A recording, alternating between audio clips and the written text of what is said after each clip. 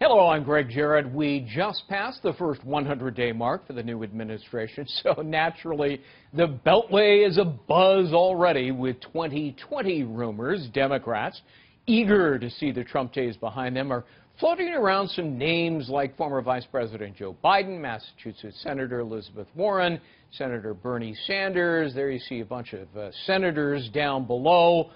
You might call it the younger, fresher faces, Cory Booker, Kirsten Gillibrand, Kamala Harris. They seem to be go-to choices right now, at least. Joe Biden raised some eyebrows for attending a New Hampshire fundraiser recently where he said, "I'm not running." Of course, he said that before.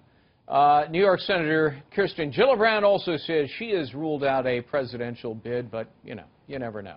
Here now to talk about it, our former National Finance Director of the DNC, David Mercer, and former Deputy Assistant to President George W. Bush, Brad Blakeman. Guys, good to see you. Thanks for being with us. So, good to be with you. David, there's sort of the old guard we identified and the new guard, if you will. Which do you think might do better?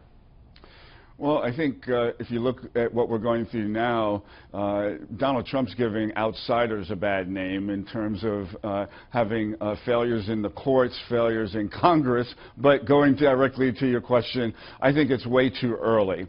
If we remember back in '92 with Bill Clinton, he was the last entry into the '92 race and ended up being the nominee and our eventual president. Right. So I think there are surprises to be had. I will say this, what I would take an eye on is those who get out there, as Biden has encouraged others to ask him where he could help Democrats build back the foundation, especially in the state legislatures among governors. Yeah. We have 33 Republican governors. We need to close that gap in 2018 before we start thinking about running for president and who's running in 2020.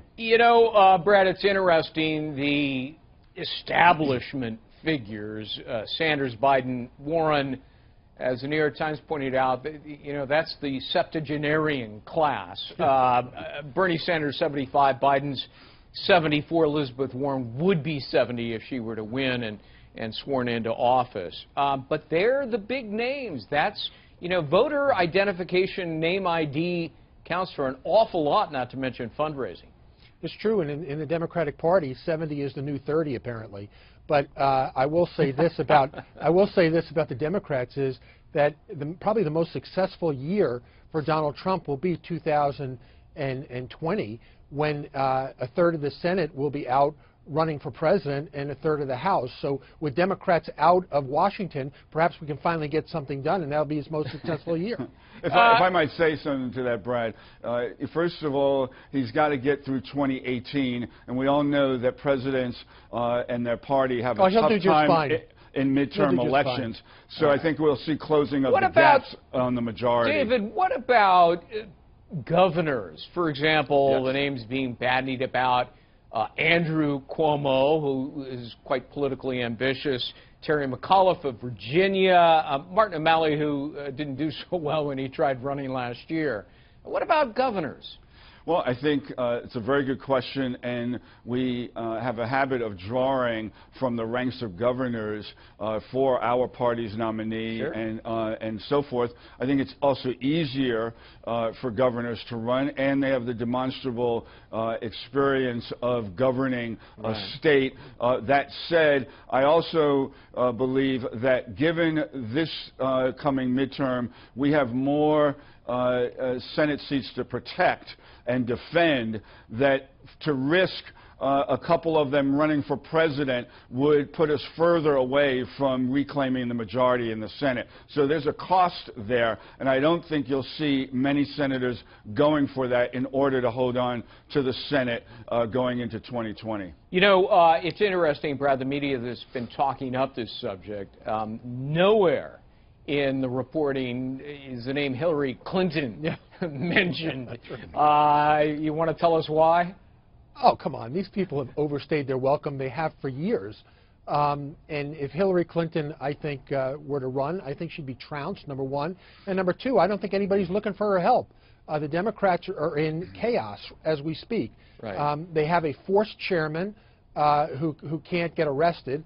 The guy is not drawing crowds. He doesn't have any enthusiasm. The money is not coming in like it should.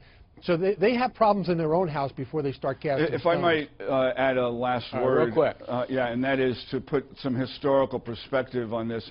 There are very few, if any, of those Democrats who have won the nomination, gone on to the general, lost the general, and then run again. So it's not particular, as Brad would like to highlight, to Hillary Clinton. It is a little historical perspective. All right. Please. David and Brad, guys, good to see you. Thanks for having us. For complete political coverage, keep it right here to FoxNews.com. I'm Greg Jarrett. Thanks for watching.